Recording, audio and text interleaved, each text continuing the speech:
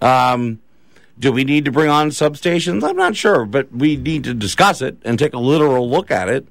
But we need to definitely move our police department into a new facility, which I'd love to see to be a green facility that, uses the best up-to-date, most popular ways to be environmentally friendly, which is what we're now requiring our annexed properties to do. Now, you back to the HBC thing. You talk about the mayor overstepping the bounds. Was there ever any resolution of that? Did you ask the attorney general or didn't you ask somebody to clarify whether or not, I guess, he overstepped his bounds? I talked with legal authorities, and it was determined that if I had continued to pursue it, it would not most likely go anywhere. Mm-hmm. So, the issue of my filing an ethics complaint, I will admit I didn't do because I was advised by not legal staff in the city, but legal staff that I consulted myself, looking at it, saying it might have been crossing the line illegally, but whether I would have gotten an ethics complaint out of it and done anything other than make it look politic. Mm-hmm. So I didn't pursue it. So, is the Volt issue dead? They still have Volt up there, right? And there's not professional building. It it's dead. Because the mayor said we don't pursue it. Okay. So, they ruled that I guess he does have the power. They didn't rule anything. Nobody ruled anything. I consulted with my own legal people and said, if I pursue this, will it go anywhere? And they said, basically, I would be hitting my head against a wall. Okay. Based on our city charter and the power of the mayor. All right, I want to take a quick break. When we come back, I want to talk a little bit about the overcrowding.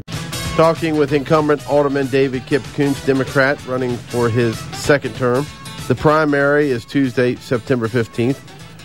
Kip, let's talk a little bit about overcrowding and what can be done as we hear about these phone calls in certain areas that they say, well, they've got twice, 3, 4 times as many people living in the house or townhouse that then should be legal. Well, what can you do? We have to, one, enforce the laws we already have in the book and have enough staff to enforce the laws we have in the book. And that's livable space, correct? That's livable space. But what is most important is us being able to get into the house without, saying to the homeowner, hey, we're going to schedule an appointment next Friday at 2:00, and then they can take away all the, makeshift bedrooms and kitchens and everything else because they know that's when the inspectors are coming. That needs to be done on the state level. And that needs to be something that the Maryland Municipal League needs to work on in unison so that all of the municipalities have an ability to have stronger regulation to enforce stricter laws about who lives where and where our code enforcers can get in. Because if they can't get in, they're not going to find it. And, we can talk about it and talk about, rental licensing, which is a possibility that we, need to really look at and see how that might work. The problem I have with rental licensing is I own a property in a different county, and I just write a check every year. But still, that doesn't give them the authority that you're talking about. No, and that's the thing, and that's why I'm saying when we talk about the issue of rental licensing, it does come up to will it even work? Because it goes back to you can't have spot inspections. They have to be scheduled. So where we need to work is to really work with our state legislators to change state law to say, hey, municipalities have a right to go in and say, we have enough suspicion that you are operating a boarding house versus a house, and we're coming in. Now, You made your announcement for your second term out here at Fredericktown Mall. What was the significance of that? Yes, on a lovely... Except for the big storm. On a lovely stormy night. That was beautiful. That I cut it short to 3 minutes going, hi, I'm filing to run. Because one storm left and the other came right through. But there was a significance of why you were doing it out there, well, correct? Because we have to look at all neighborhoods. And so much legislation, so much redevelopment, so much everything goes into a certain square area of downtown. But we don't give the same tax significance. We don't give the same efforts. We don't give the same drive and energy to redeveloping here in the Golden Mile. What do we do to redevelop here? We don't have a big plan or vision. You know, we've had the Carroll Creek Commission to talk about what the vision is there. Do we have it here on the Golden Mile? We don't have the Golden Mile Commission. And you probably got more businesses out here than you do in any place in the city. That's correct. And this is one heck of a tax base sitting out here. One of our largest tax bases is Fredericktown Mall. Now, Fredericktown Mall, that's a whole issue into itself, in that the owner ended up being the person who wouldn't proceed with the follow-through to do the redevelopment. The new owners are saying that they're going to. But the thing is, we have to look. What do we do to the East End? What do we do for East Street? What do we do for East Patrick Street? We can't just keep ourselves being myopic on a square section of our downtown area. And until we have an administration that accepts that, we're not going to be a successful city. We can't let our neighborhoods die.